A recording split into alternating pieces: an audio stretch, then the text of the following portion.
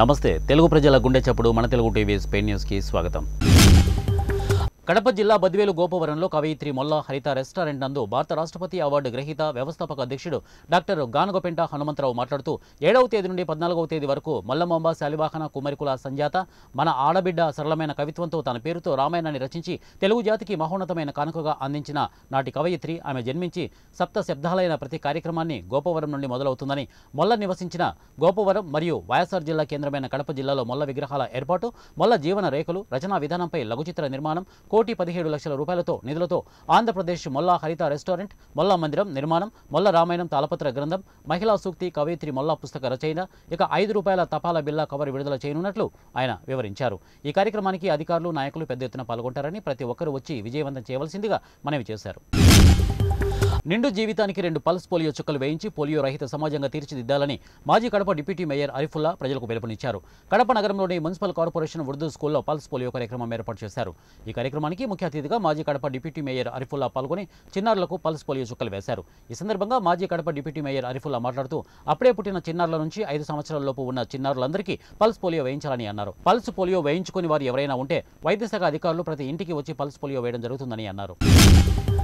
రాష్ట్రం అభివృద్ధి చెంది భావితరాలు బాగుపడాలంటే రాబోయే ఎన్నికల్లో నారా చంద్రబాబు నాయుడుకు గెలిపించాలని జమ్మలమడుగు నియోజకవర్గం అసెంబ్లీ అభ్యర్థి చదిపిరాల భూపేష్ రెడ్డి పేర్కొన్నారు. కడప జిల్లా ఎర్రగుంట్ల మండలంలోని 9, 10వ వార్డు భూపేష్ రెడ్డి పార్టీ శ్రేణులతో కలిసి బాబుతో నేను భవిష్యత్తుకు గ్యారంటీ కార్యక్రమాన్ని నిర్వహించారు. ప్రతి ఇంటి వద్దకు వెళ్లి ప్రభుత్వ వైఫల్యాలను ఎండగడుతూ ప్రజలకు వివరిస్తూ టీడీపీ అధికారంలోకి రాగానే అమలు పరిచే పథకాలపై అవగాహన కల్పించడంతో పాటు బాబుతో నేను భవిష్యత్తు గ్యారంటీ కరపత్రాలను పంపిణీ చేశారు. ఈ సందర్భంగా భూపేష్ మాట్లాడుతూ చంద్రబాబు నాయుడు రాష్ట్ర అభివృద్ధి లక్ష్యంగా నిరంతరం శ్రమించారని, ప్రజాస్వామ్యాన్ని హరించేలా రాష్ట్రంలో వైకాపా పాలన ఉందని అన్నారు. సీఎం జగన్మోహన్ రెడ్డి అరాచక పాలన కొనసాగిస్తూ ప్రత్యర్థులను తప్పుడు కేసులతో వేధించడమే లక్ష్యంగా జగన్ పాలన ఉందని అన్నారు.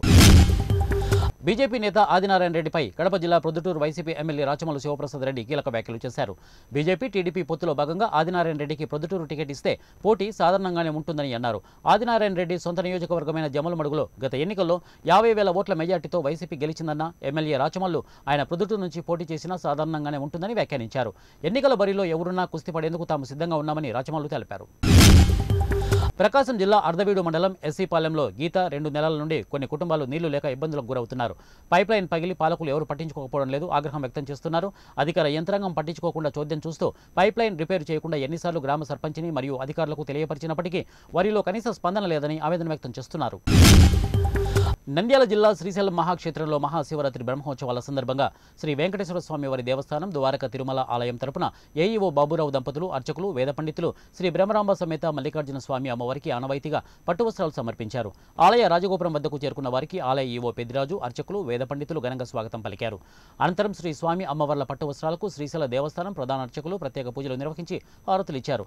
మంగళ వాయిద్యాల నడుమ ఆలయ ప్రదక్షిణలు నిర్వహించి శ్రీ బ్రహ్మరాంబ మల్లికార్జున స్వామి అమ్మవారికి శాస్త్రోక్తంగా పట్టు వస్త్రాలు సమర్పించారు.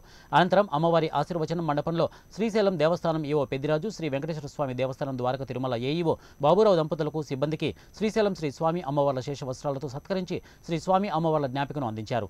అర్చక స్వాములు లడ్డూ ప్రసాదాలను అందించగా వేద పండితులు శాస్త్రోక్తంగా వేద ఆశీర్వచనాలు ఇచ్చి దీవించారు. నంద్యాల జిల్లా శ్రీశైలంలో మహాశివరాత్రి బ్రహ్మోత్సవాల సంబరాలు అంబరాన్ని అంటాయి.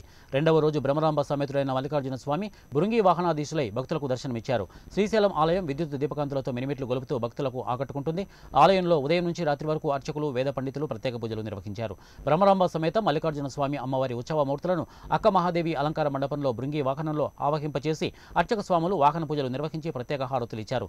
అనంతరం శ్రీ స్వామి అమ్మవారి ఉత్సవ మూర్తులను విద్యుత్ దీపకాంతుల నడుమ కన్నుల పండుగ గ్రామోత్సవానికి తరలి వెళ్లగా రాజగోపురం గుండా బృంగి వాహనాధీశులైన స్వామి అమ్మవార్లను ఊరేగింపుగా బాజా భజంత్రీల నడుమ బ్యాండ్ వాయిద్యాలతో అంగరంగ వైభవంగా శ్రీశైలం పురవీధుల్లో విహరించేందుకు బృంగి వాహనంపై స్వామి అమ్మవార్లు విహరిస్తుండగా భక్తులు అధిక సంఖ్యలో పాల్గొని కనులారా దర్శించుకుని కర్పూర నీరాజనాలు అర్పించారు. ఉత్సవ మూర్తుల ముందు కళాకారుల ఆటపాటలు, నృత్యాలు భక్తులను ఎంతగానో ఆకట్టుకున్నాయి.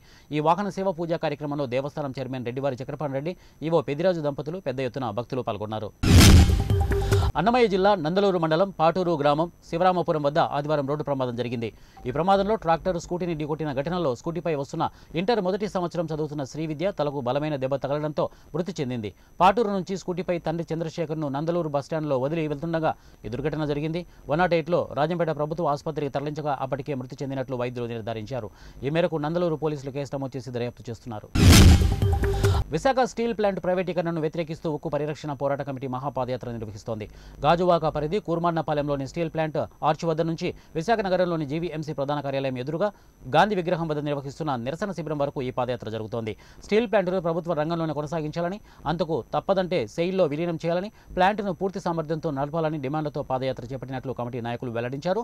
ఉదయం 6 గంటలకు స్టీల్ ప్లాంట్ ఆర్చ్ వద్ద గల రిలే నిరాహార దీక్ష శిబిరం నుంచి ఈ పాదయాత్ర ప్రారంభమైంది. అక్కడి నుంచి శ్రీనగర్, పాత Gajuwaka, BHV, Sheelanagar, airport road, NAD junction, 104 area, Dondaparthi మీదుగా జీవీఎంసీ వరకు 20 కిలోమీటర్ల పాదయాత్ర సాగనున్నది. కూర్మాన్నపాలెం నుంచి జీవీఎంసీ వరకు ఈ రోజు తలపెట్టిన పాదయాత్రలో జీవీఎంసీ మేయర్ గొలగాని హరి వెంకట కుమారి, గాజువాక ఎమ్మెల్యే తిప్పల నాగిరెడ్డి, టీడీపీ విశాఖ జిల్లా అధ్యక్షులు పల్లాపు శ్రీనివాసరావు, ఇక రాష్ట్ర ప్రధాన కార్యదర్శి సిహెచ్ నరసింగరావు, సిఐటియు జిల్లా కార్యదర్శి ఆర్కేఎస్వి తదితరులు ఈ కార్యక్రమంలో పాల్గొన్నారు.